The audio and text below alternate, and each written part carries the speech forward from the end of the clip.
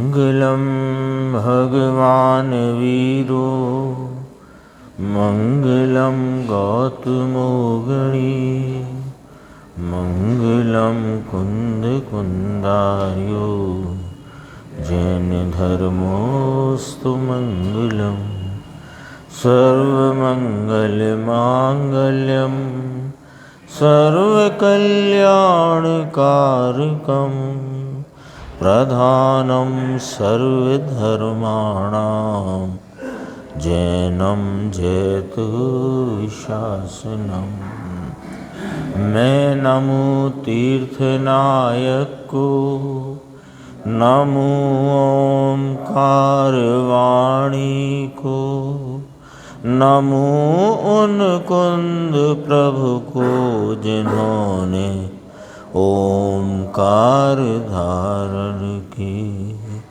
अहो उपकार जिनवर का, कुंद का दिव्य वाणी का, जिन कुंद ध्वनि दाता उनका हान स्वामी का।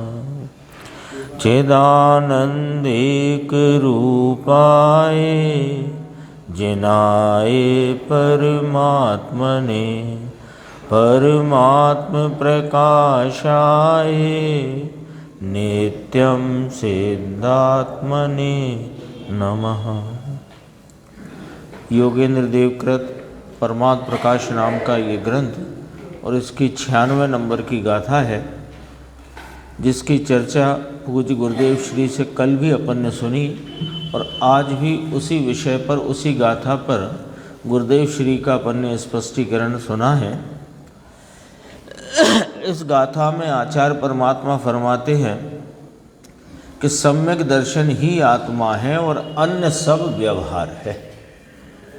यानी इसमें कहना ये भी है, बल्कि ये ही कहना है कि आत्मा के आश्रय से सम्यक दर्शन होता है, अन्य किसी के आश्रय से नहीं होता।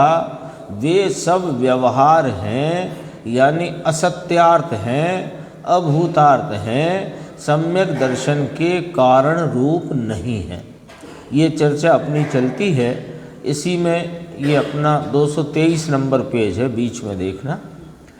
देव गुरु शासकी श्रद्धा भक्ति पूजा व्रत भाव आदि अन्य सर्व व्यवहार। सर्व व्यवहार ऐसा फिर से कहा। दो ही भाग, पूरे जगत के दो भाग। एक और भगवान के आश्रय से हुआ इस चैतन्य परमात्म तत्व अपना निज ज्ञायक भगवान, इसके आश्रय से धर्म की प्राप्ति और अन्य सब व्यवहार।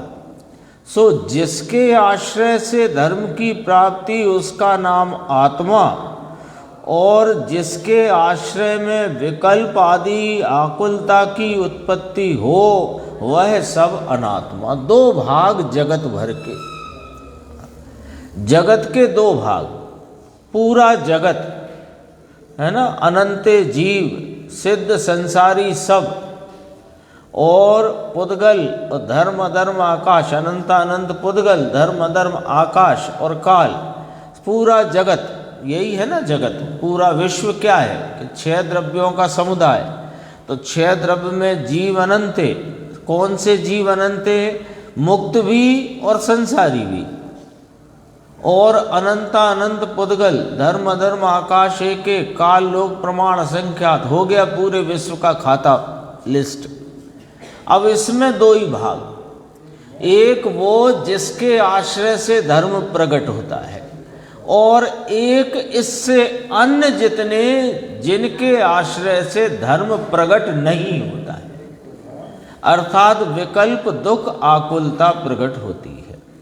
दो भाग रह गए। तो जिसके आश्रय से धर्म प्रगटे उसका नाम आत्मा, और जिसके आश्रय से धर्म प्रकट होता नहीं उसका नाम अनात्मा।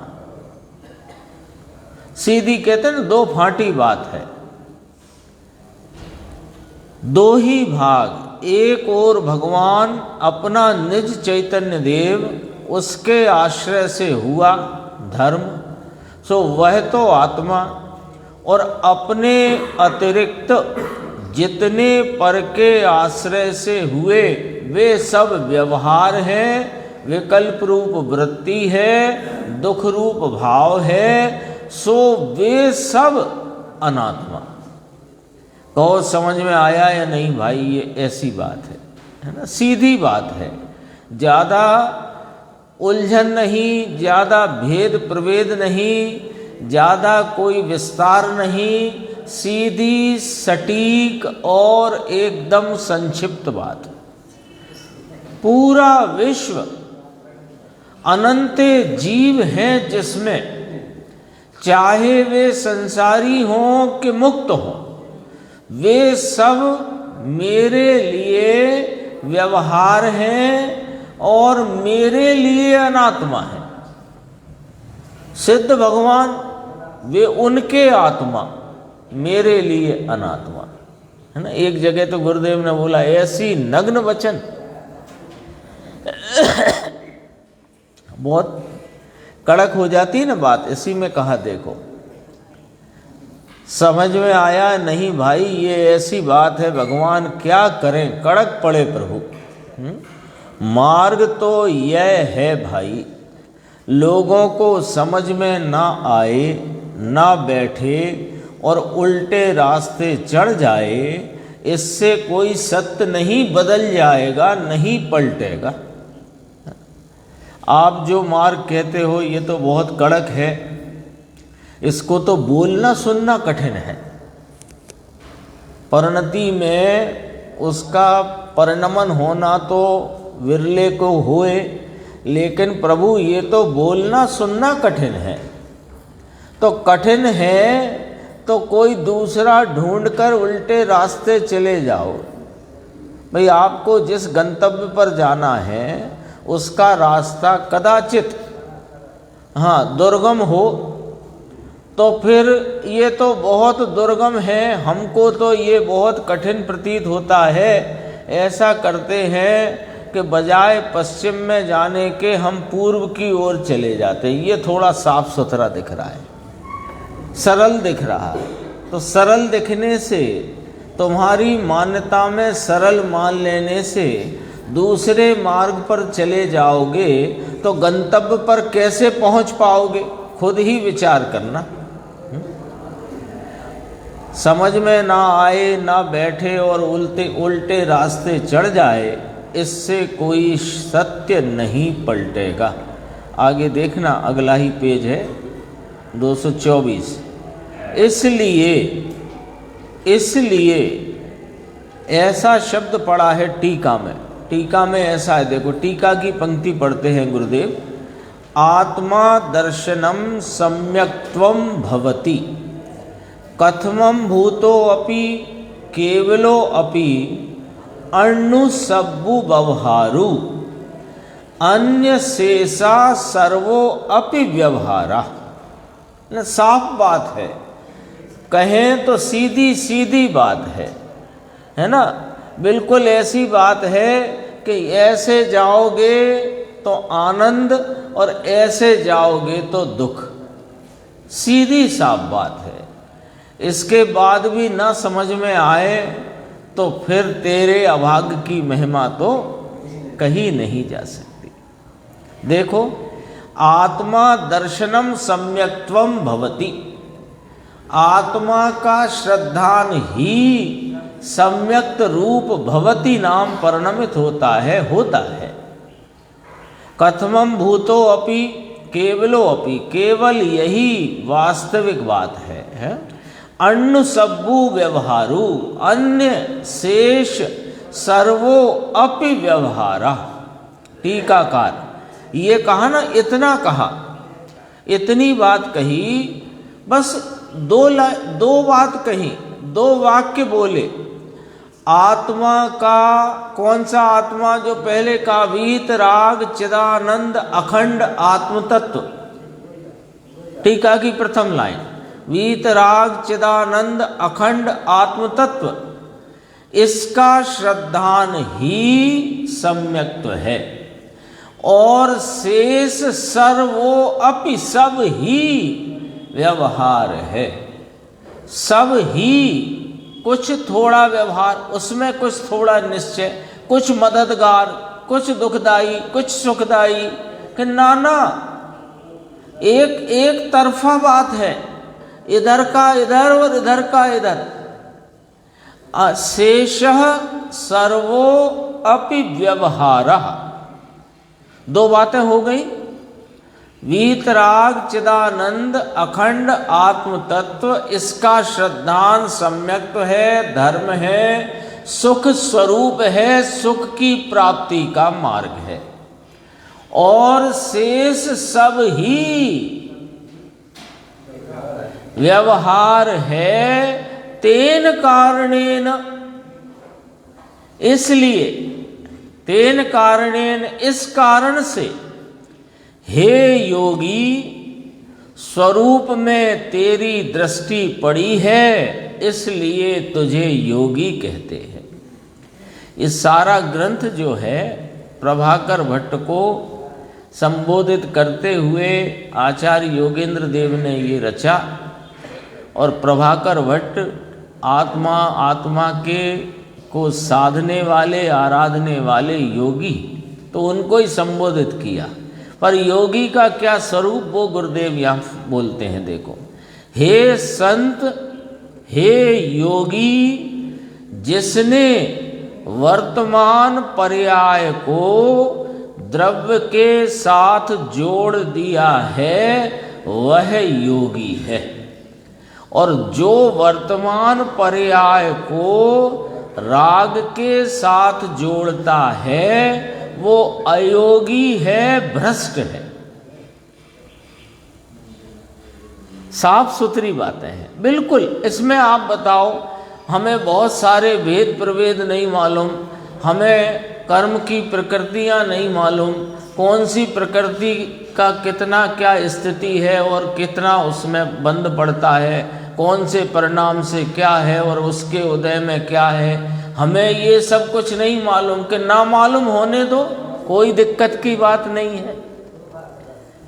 तुम तो ये जान लो और ये समझ लो और इस बात को निर्णय कर लो, इसका पक्का अवधारण कर लो कि एक आत्म स्वरूप अपना वीत राग चिदानंद अखंड आत्म तत्व, इसके आश्रय में धर्म है और शेष सभी व्यवहार है। इस कारण से, तेन कारणेन, इस कारण से, आगे कहना है ना, इस कारण से एक आत्मा ही ध्यान करने योग्य है। देखो अंकुर भाई, एक शब्द लगा फिर ही शब्द लगा, न वजन कितना आ गया।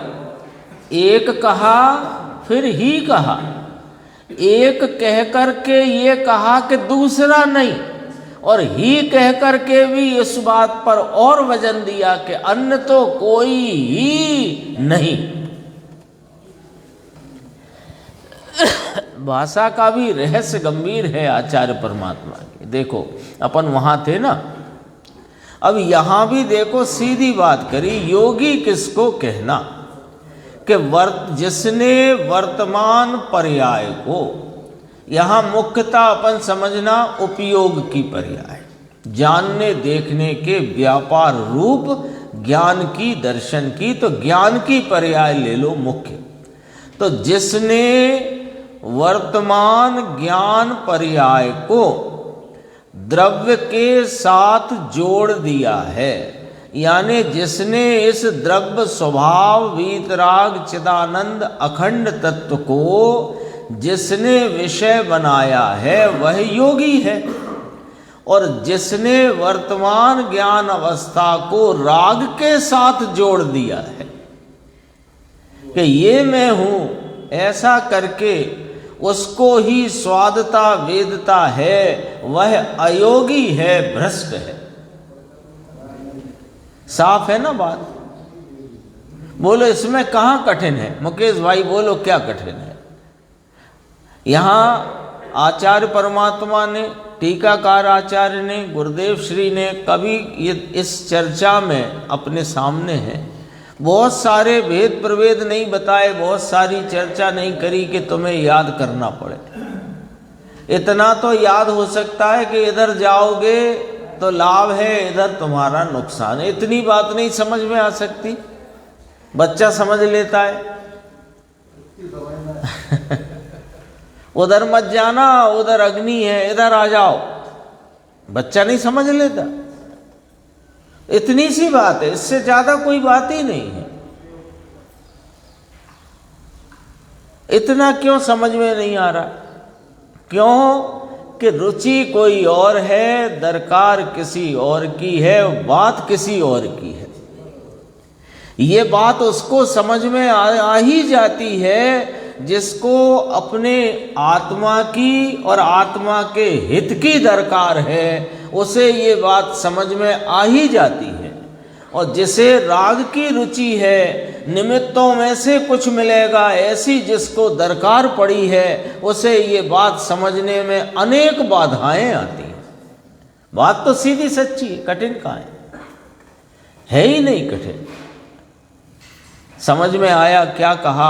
आत्मा केवल सम्यक दर्शन है, अकेला सम्यक दर्शन है। ये कौन सी चर्चा है कि जिसके आश्रय से जो सम्यक दर्शन रूपी आनंदमयी धर्म की परिणति प्रकट हुई, स्वरूप की प्रकटता का भाव पर्याय में प्रकट हुआ, उस पर्याय को वस्तु से अभेद करके कहा कि आत्मा केवल सम्यक दर्शन है। पॉइंट समझ में आया क्या हुआ?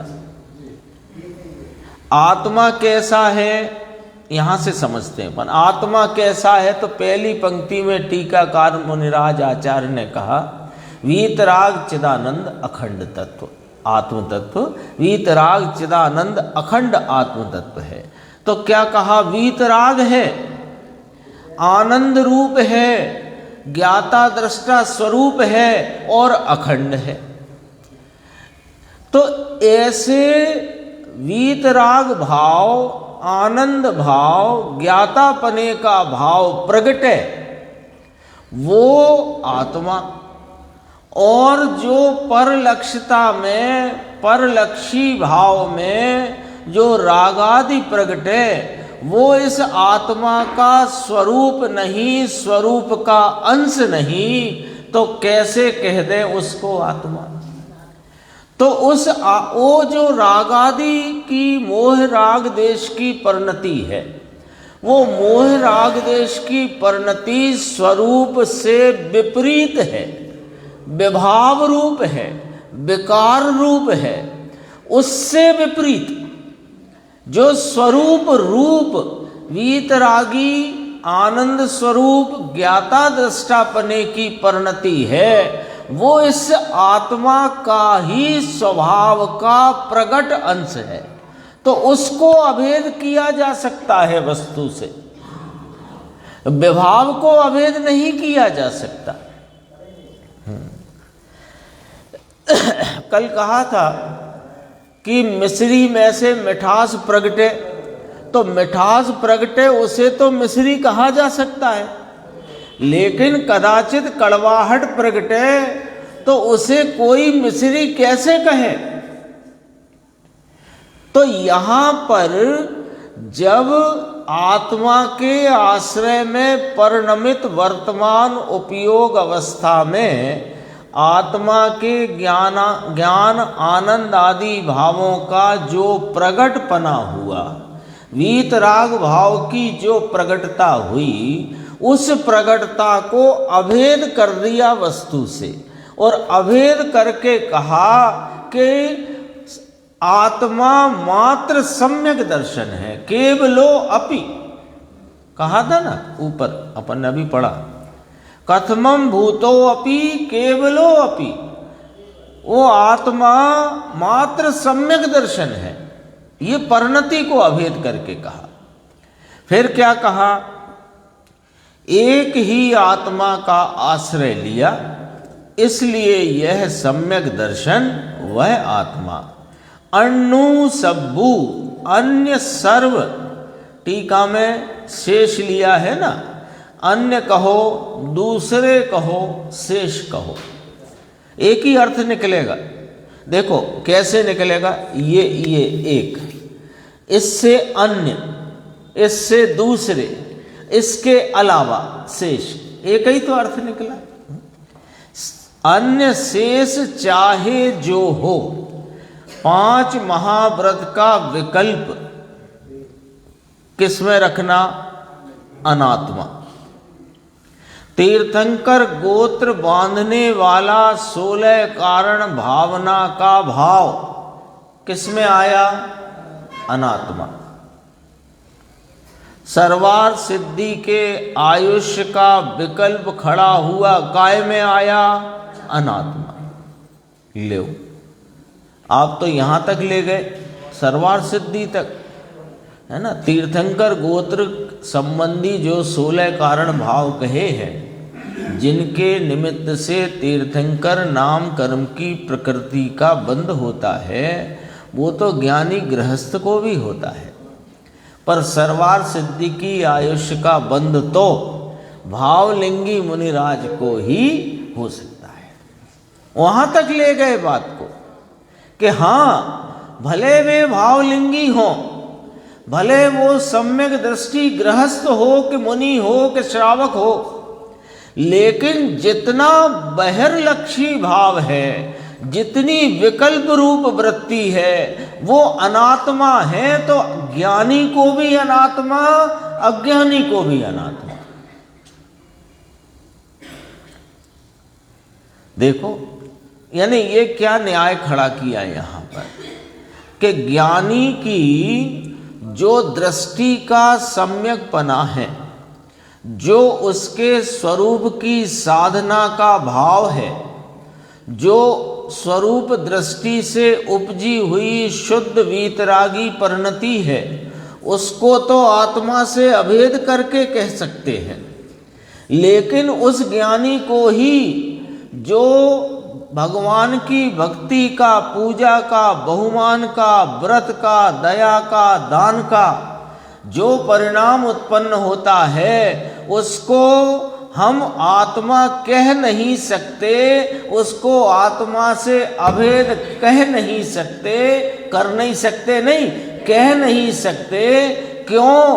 क्योंकि वह आत्मा के स्वभाव से विपरीत प्रकार का भाव है। भले ज्ञानी का ही क्यों ना हो, यहां तक बात आ गई है ना।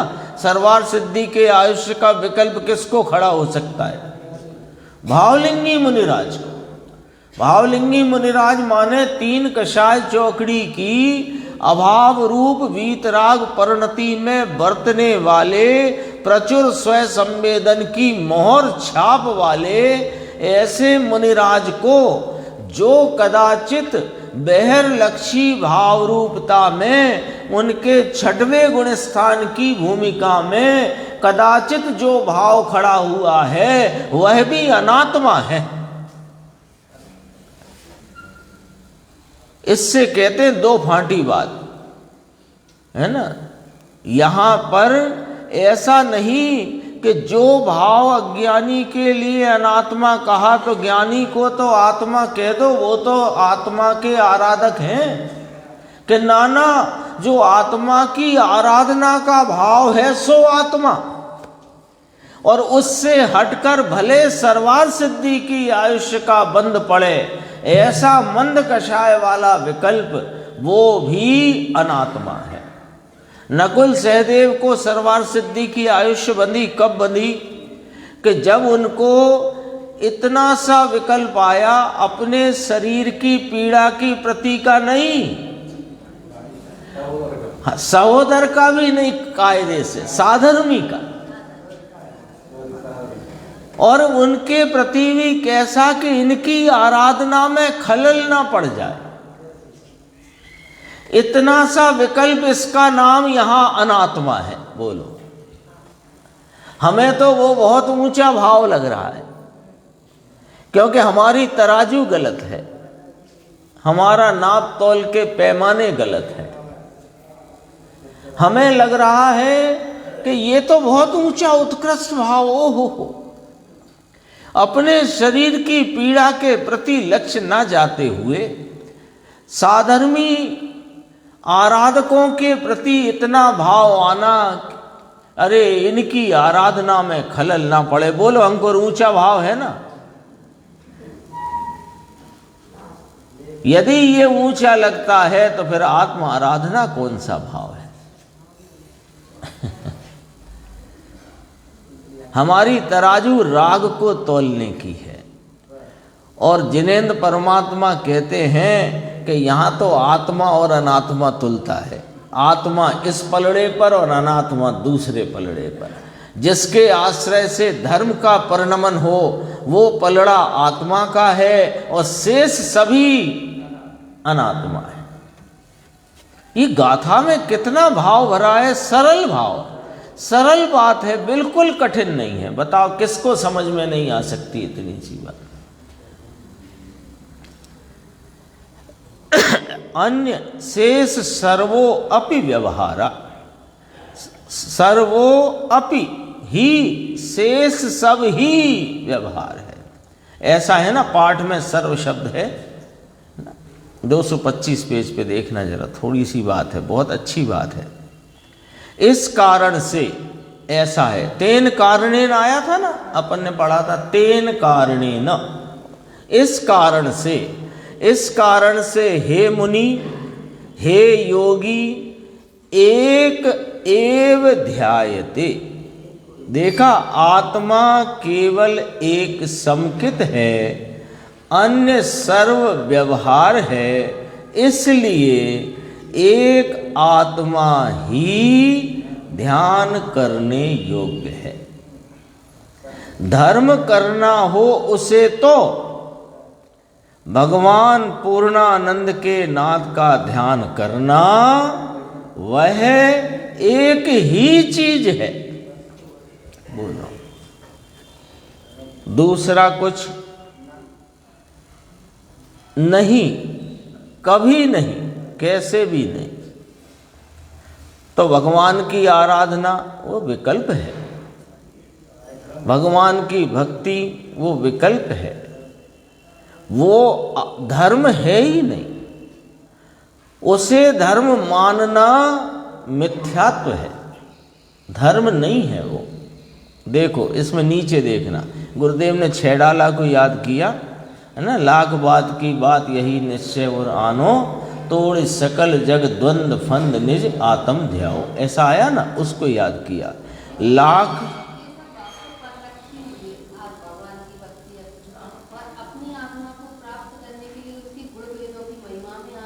वो नीचे आ गया, नीचे ही आ गया। लाख करोड़ बात शास्त्र की आए, परंतु एक आत्मा की ओर जाओ, एक आत्मा ही ध्यान करने योग्य है। बस एक ही बात, एक ही बात है, दूसरी बात नहीं है। बाकी सब असार असार असार। देखो नीचे आ गया, पूछा होगा, जैसे आपने पूछा वहां भी किसी ने पूछा कि क्या हाँ द्वैत भी छोड़ दे, ये गुणी और ये गुण तथा ये द्रव्य और ये पर्याय, ऐसा भेद भी छोड़ दे, छोड़ दो। तो यहाँ तो अभी आपने कहा आत्मा ही सम्यक दर्शन है, और आपने धर्म की पर्याय को द्रव्य से अभेद करके कहा कि वो तो बताने के लिए कहा। पर्याय को द्रव्य से अभेद करके वो तो द्रव्य का स्वरूप पर्याय में प्रगटा है, ये बताने को कहा। वो आलम्बन के योग, ध्याने के योग है, ऐसा नहीं। वो बात तो टीकाकार ब्रह्मदेव सूरी महाराज ने टीका की प्रथम आधी लाइन में कही, वीतराग चिदानंद अखंड आत्म तत्व जिसका श्रद्धान सम्यक दर्शन है। पहली टीका की पहली लाइन आई थी, तो उसमें गुण गुणी का भेद नहीं है, उसमें द्रव्य पर्याय का भेद भी नहीं है। वो तो अकेला एक रूप ध्रुव स्वरूप सामान्य सदरस एक स्वरूपता से अनादि अनंत रहने वाला वो भाव। देखो द्वैत भी छोड़ दे, उसमें आया ना 6 डाला में, तोड़ सकल जग द्वंद फंद। वो द्वंद में क्या क्या आ गया? द्वंद होता ना, दंद, दंद तो प्रचलित बोली का शब्द है, उसका अर्थ है द्वंद। द्वंद माने दो पने का द्वंद।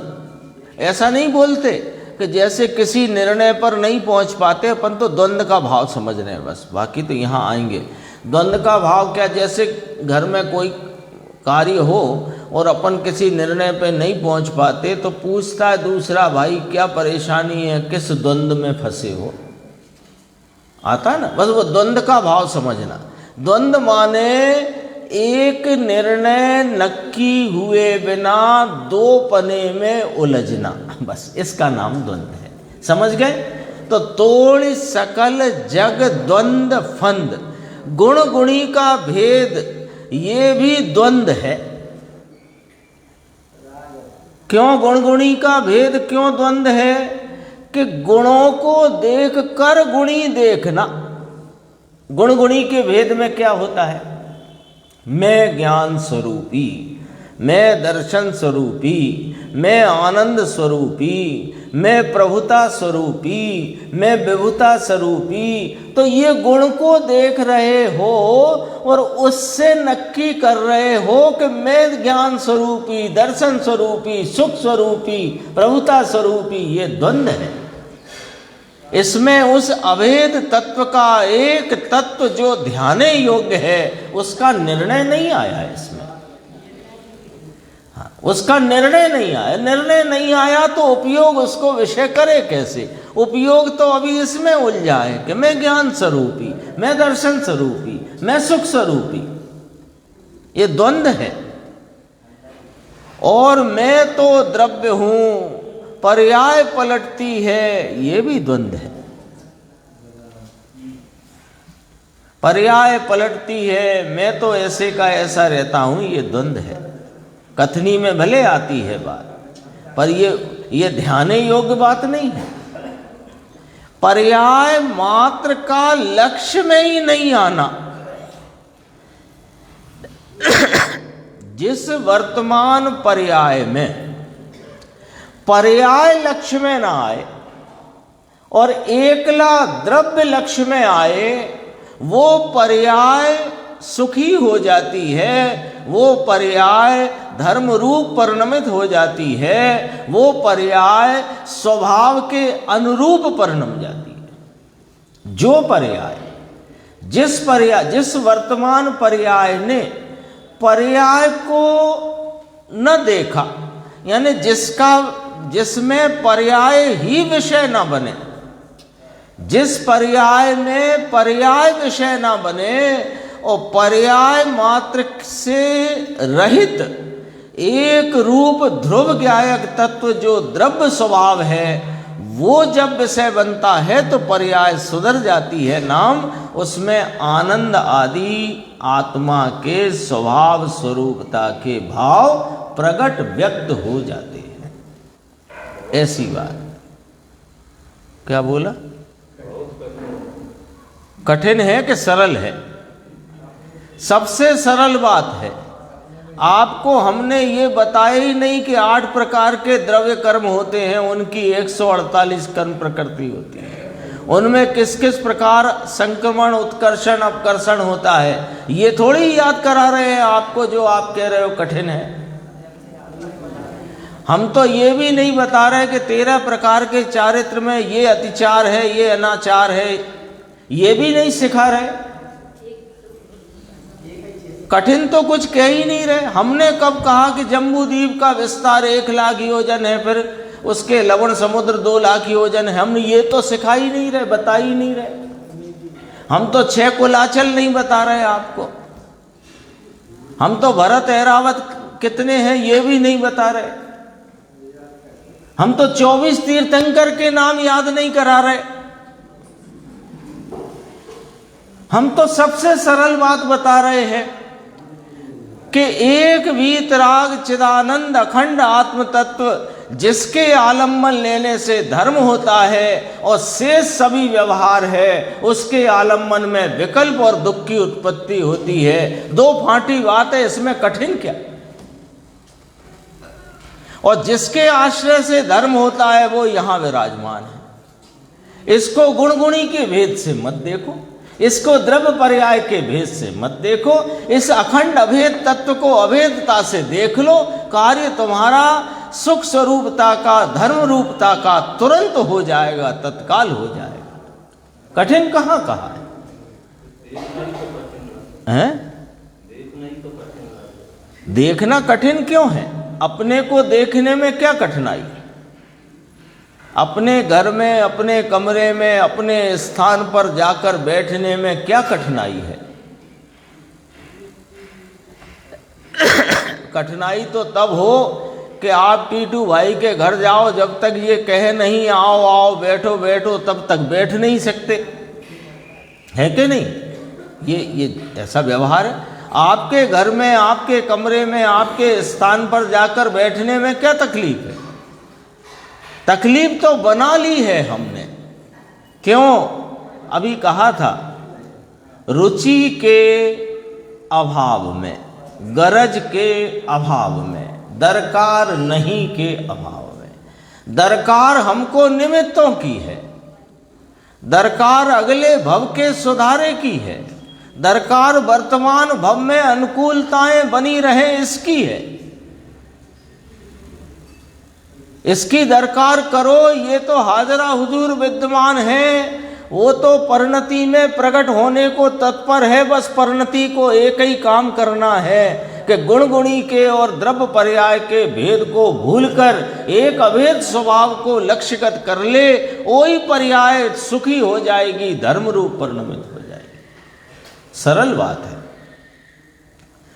देखो, एक निज आत्म उर ध्याओ, निज आत्म वापिस। फिर से ऐसा कहा, भगवान है वे नहीं, जो भगवान भगवान कहे जा रहे हैं उनको नहीं ध्याना, उनको ध्याने की नहीं कह रहे। क्यों? उनको क्यों नहीं ध्याना? अरे वे किसको ध्याने की कह रहे हैं, उसको ध्याओ। पिताजी का बहुत सम्मान करते हो तो पिताजी की बात मान के करोगे कि पिताजी के सुबह शाम चरण धोगे पानी, लोटा लेके पानी से, और करोगे अपने मन की, तो कितना सम्मान हुआ पिताजी का? बोलो अंकुर, पिताजी भी यहीं बैठे, कितना सम्मान हो सकेगा? सुबह शाम उनके पाद प्रक्षालन करो और करो मन की। अरे बिल्कुल पाद प्रक्षालन ना कर सको तो ना करना, पर उनकी कही मान लो तो उनका सम्मान है। देखो क्या कहते हैं, ये तो कोई दिगंबर संतों को पड़ी है क्या कुछ? ये वचनों की तुलना करके कौन हमको झूठा कहेगा, हमको पागल कहेगा? कहो। हम तो पुकार करके कहते हैं कि तीर्थ में मत जाओ,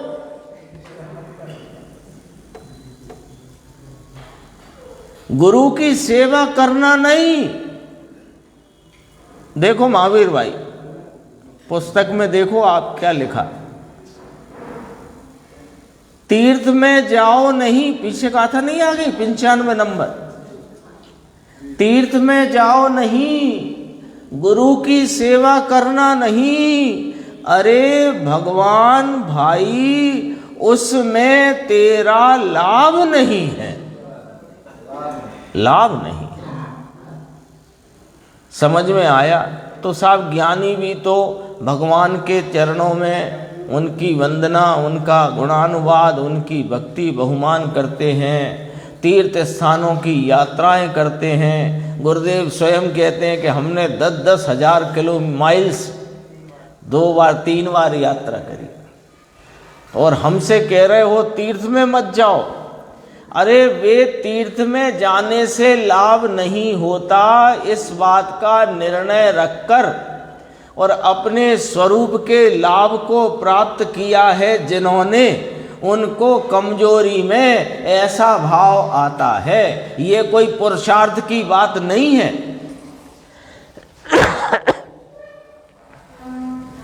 व्रत आदि का पालन करना ये पुरुषार्थ की बात नहीं है। व्रत आदि का पालन कमजोरी के कारण ज्ञानियों को आता है।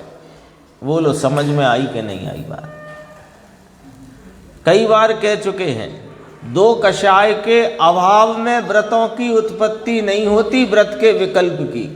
दो कषाय के अभाव रूप दशा में जो शेष दो कषाय हैं, उनके सद्भाव में व्रत आदि के विकल्पों की उत्पत्ति होती है। समझना तो सीधा पड़ेगा ना।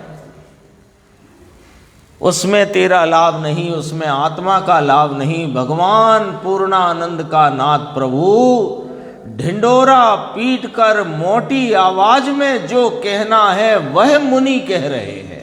दो मुनि हैं इस ग्रंथ में, एक योगेंद्र देव, तीन कहो वैसे तो, एक योगेंद्र देव, एक उनके शिष्य प्रभाकर भट्ट और एक टीकाकार ब्रह्मदेव सूरी। तीन मुनि। और ये चौथे ज्ञानी अपने को इस बात को समझा रहे हैं। और क्या कह रहे हैं कि ढिंडोरा पीट कर जिस बात को मोटी आवाज में कहना है वह मुनिराज कह रहे हैं। हाँ, उस समाज में कैसे मानेंगे और कैसे करेंगे? समाज के घर में रहा। जिसको समाज की पड़ी हो वो धर्म नहीं कर सकता, ये पक्की बात है। जिसको समाज की चिंता हो वो धर्म नहीं कर सकता। धर्म नहीं कर सकता माने धर्म की प्राप्ति अपनी परिणति में नहीं कर सकता। क्योंकि समाज के साथ चलना है कि तुझे इस गुण समाज स्वरूप आत्मा के साथ चलना है। देखो ये थोड़ा 4-5 पंक्तियां हैं। ये कल एक प्रश्न आया था ना तुम्हारा, उसका जवाब है। देखो भाई, तू परमात्मा स्वरूप है ना, और तेरे आश्रय से हुआ सम्यक दर्शन, वह तू है ना। तू है ना तो तू वह आत्मा है प्रभु। इतना हो गया। ये बात इस गाथा की आई। अब आगे, एक तरफ पूर्णानंद के नाथ को आत्मा कहा, पर्याय को भी नहीं। यहां स्वरूप रूप परिणित आनंद सुख ज्ञान दर्शन के परिणाम को आत्मा से अभेद करके आत्मा कहा। और नियम सार गाथा 38 में पर्याय को भी आत्मा न कहा, पूर्णानंद के नाथ को आत्मा कहा। वो 38 गाथा नियम सार की। निश्चय आत्मा त्रिकाली, वह निश्चय आत्मा, वास्तविक आत्मा, आलम्बन भूत आत्मा, आश्रय भूत आत्मा, अहम करने लायक आत्मा, विषय बनाने योग्य आत्मा, ध्येय बनाने योग्य आत्मा। वह कैसा कि पर्याय नहीं। अभी भी चल गई बात, गुण गुणी का भेद नहीं, द्रव्य पर्याय जिसमें भेद रूप नहीं। यहां तो क्या शैली ली है? 38 गाथा अपने स्थान पर दृष्टि के विषय को बताती हुई है। यहां क्या शैली ली कि उसके आश्रय से हुआ सम्यक दर्शन ज्ञान चारित्र रूप सम्यकत्व। हाँ, वीतराग परिणाम जिसके आश्रय से हुआ वह आत्मा, और पराश्रय हुआ यानी स्वयं आश्रय से अन्य का आश्रय वह व्यवहार है, अनात्मा है। ऐसा सिद्ध करने के लिए यहां बात की गई है। तो अपनी वीतरागी परिणति को आत्मा से अभेद रखकर वो वीतरागी परिणति स्वरूप आश्रय में प्रगटी है और रागादि पराश्रय में प्रगटते हैं। तो पराश्रय व्यवहार है, अनात्मा है, और स्वयाश्रय आत्मा है, ये कहना है। गुरुदेव श्री से कोई बात, कोई पहलू छूटता नहीं है। एक चीज और आई है, देखो 227 पेज निकालना। एक प्रश्न है ना जो छपा नहीं है, उसकी दूसरी पंक्ति, इसको जरा समझना, बहुत गजब की बात है, ये बात बहुत आती है। अभी अज्ञानी है, उसे व्यवहार परंपरा मोक्ष का कारण नहीं, परंपरा अनर्थ का कारण है, नरक निगोद का कारण है। कठिन काम बापू, अभी जमीन निकल जाए नीचे से भाई साहब आपके, बात ऐसी। मुकेश भाई, तो अभी इसी ग्रंथ में आपने कहा था, 95 नंबर गाथा में कहा था, निश्चय व्यवहार का और साध्य साधक भाव का यथार्थ ज्ञान करना। जो कहा ना, तीर्थ क्या, देव क्या, गुरु क्या, और वास्तविक तीर्थ आत्मा है, गुरु आत्मा है, देव आत्मा है। 95 नंबर गाथा आई थी। वहाँ पर आपको याद होगा कि इस व्यवहार को, जो तीर्थ, देव और गुरु के प्रति भक्ति का, बहुमान का जो व्यवहार रूप भाव है, यहाँ भी व्यवहार कहा, वो जो व्यवहार रूप भाव है उसे परंपरा मोक्ष का कारण कहा था। और अब यहाँ कहा कि वो व्यवहार परंपरा अनर्थ का कारण है, नरक का निगोद का कारण है। समझना पड़ेगा क्या बात हो गई कि वो ज्ञानी के लिए परंपरा मोक्ष का कारण कहा। तो वहां क्या व्याख्या आई थी? ज्ञानी कौन है? ज्ञानी कौन है कि जो अपने आत्मा को आत्म स्वरूप जानकर, पहचानकर, उसमें अहम रूप प्रतीति से वर्तता हुआ और उसकी यथा योग्य आत्म आराधना, लीनता, एकाग्रता में प्रवर्तमान है, वह ज्ञानी है। यथा योग्य क्यों कहा? जैसी जैसी भूमिका में वीतरागता बढ़ती जाती है, तो उसका नाम है ज्ञानी। उस ज्ञानी को जितना अभी स्वरूप के आलम्बन के से रहित या शेष जो अस्थिरता का भाव है, उसमें उसे जिनेंद्र परमात्मा, जहाँ से वे मुक्त हुए ऐसे तीर्थ आदि और सच्चे मार्ग के उपदेशक गुरु आदि के प्रति बहुमान का शुभ राग आता है। उसे ज्ञानी के ऐसे शुभ राग को जिनवाणी व्यवहार कहती है। समझना बराबर, एक एक शब्द ध्यान से समझना पड़ेगा। तो जिनवाणी ज्ञानी के इस प्रकार के अस्थिरता जन्य शुभ राग को व्यवहार कहती है। और ये व्यवहार को छोड़ करके वे ज्ञानी अपने स्वरूप के पूर्ण लाभ को प्राप्त करते हैं। इसलिए उस शुभराग रूपी, ज्ञानी के शुभराग रूपी व्यवहार को परंपरा मोक्ष का कारण कहा जाता है। क्यों? कि उसको छोड़कर वे शुद्धता के भाव में प्रवर्तते हैं, एकाग्र रहते हैं, उग्रता से उसमें लीन होते हैं और मोक्ष की प्राप्ति करते हैं। कैसे उग्रता करते हैं? स्वभाव की शुभ भाव रूपी व्यवहार को छोड़कर। अब अज्ञानी क्या करता है कि अज्ञानी के पास शुद्ध भाव का तो जन्म ही नहीं हुआ, उसकी तो पूंजी में ही शुद्ध भाव नहीं है, तो वो भी शुभ भाव को तो छोड़ेगा ही छोड़ेगा, क्योंकि शुभ भाव कोई छायक भाव तो है नहीं, वो तो छूटेगा ही छूटेगा। तो अज्ञानी शुभ को छोड़कर कहां जाएगा? जवाब आप बताओगे, जवाब आप बताओ। ज्ञानी शुभ को छोड़कर कहां जाएगा? शुद्ध भाव में, क्योंकि उसके पास शुद्ध की पूंजी है। इसलिए वो शुद्ध की उग्रता में पूर्णता को प्राप्त करके मोक्ष प्राप्त करता है। इसलिए ज्ञानी का शुभ राग रूपी व्यवहार परंपरा से मोक्ष का कारण है, और अज्ञानी का शुभ राग अनर्थ का कारण। क्यों? क्योंकि वह शुभ छोड़कर कहाँ जाएगा? अशुभ में जाएगा, और शुभ में धर्म मानने का मिथ्यात्व तो निरंतर चल ही रहा है। तो अशुभ में जाएगा और मिथ्यात्व का पोषण करेगा, तो उसका फल क्या लिखा है जिनवाणी में? वो ही फल यहां लिखा है, नरक और निगोद। आ गया? बैठ गई ना बात बराबर लॉजिक से, है ना? न्याय है कि नहीं? परंपरा अनर्थ का कारण है अज्ञानी को, नरक निगोद का कारण है। कौन? शुभ राग की वृत्ति। परंपरा, पहले तो परंपरा शब्द का अर्थ समझ लो।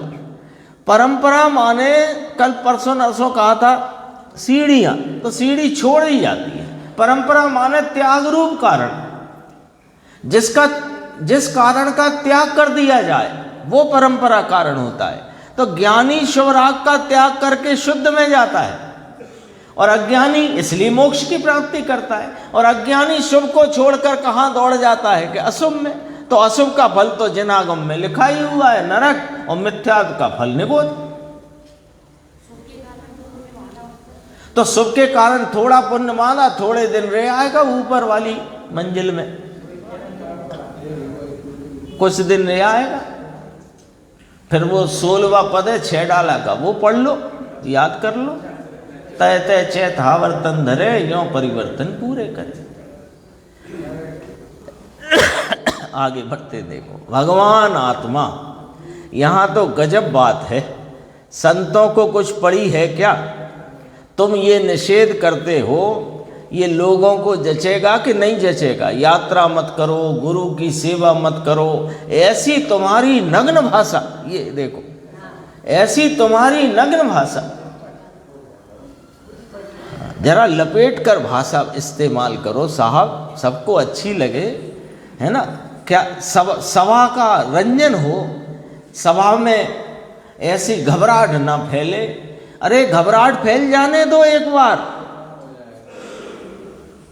घबराहट फैल जाने दो। कोरोना काल में कैसी घबराहट फैलती थी, याद है?